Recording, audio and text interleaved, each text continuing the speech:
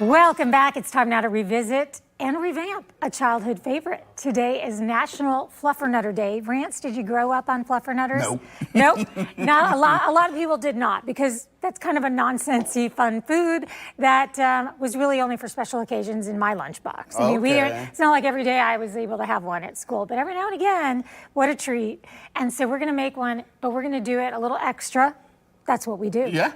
So the first thing we're going to do is, we'll tell you right now, grilled cheese style. Okay. So I stopped by, I was really proud of this find at Goodwill yesterday, this pan, because I think this is like the perfect grilled cheese kind of pan. All right, so let's butter our bread. That's what I like to do first when I'm doing any kind of grilled sandwich. So let's butter the outsides of the bread. You want to do yours? Sure. Okay, here you go. And of course we know what the two main ingredients on the inside of a fluffernutter are, and that would be, of course, peanut butter and marshmallow fluff. However, we are going to add a little something. I don't want to tell you yet, unless you caught it at the top of the show. Oh, I already caught it. You already clocked that? Yeah, right. you remember I said you buried the lead. Right, I didn't even know that was a thing. So we're going to put our fluff on, whatever amount you want. I don't know if, because, I mean, I'm from, I don't know if that was like, Fluffernutter was like prominent from where I was, like. It could be that it wasn't. I mean, I grew up in South Florida, and I assume since they have a whole national day that a lot of people like, Tom, what do you say, producer Tom, Fluffernutters? I love them, but my mom would never let me have them. Yeah, because it's just a lot of extra sugar in what should be your lunch, but. My folks were from East Texas eating squirrel and raccoon. They miss Fluffernutter. You know, here's something kind of interesting. Where do you think you would find the marshmallow fluff if you were looking for it at the store? Near the marshmallows.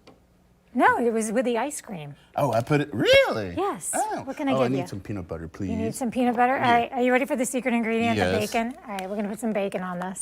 See, that's something.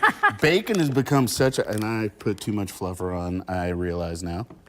That's okay. I don't think there's such a thing, really. There's never too much fluffing.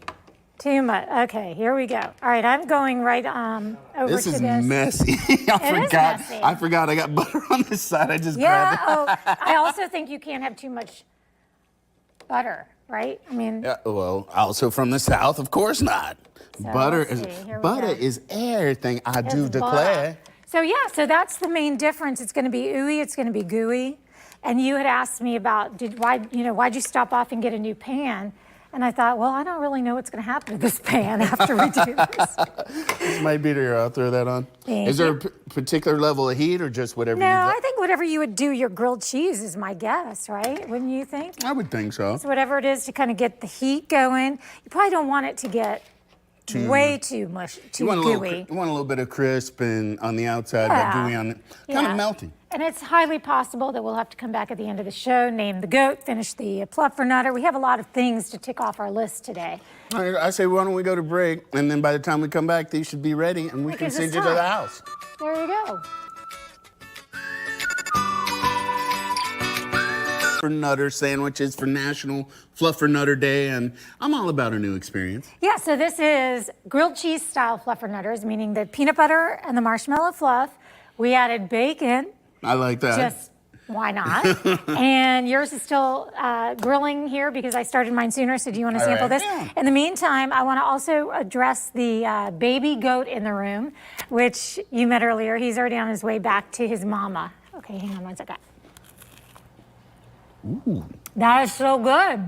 Okay, we got a new treat. This is very good with the bacon. This could be like a breakfast sandwich. I mean, it's definitely a treat for any time, but you're like, oh, let's get it all. Okay. That is so good. Oh my God. All right, I'm here for it. So, Oh my gosh. Okay, so you want to hear some of our suggestions over on our Facebook page so far? We will be sharing these with the ladies at Diamond D Ranch. Bo, I like that. Bo's a good name. Hadil said cutie pie because he's so cute. Isn't there a pig called Cutie Pie? We can't do that. We got to stay away from cutie. Okay. I'm sorry. I like it. Jennifer said Vincent Van Goat. Vinny, for sure. I love that one. But again, it's not up to us. You're saying nah to that? It's No, not whatever up to you us. guys are feeling. So, Fluffernutter. Fluffernutter. Okay, Well played. sorry to have wasted y'all's time, but the goat's name is Fluffernutter.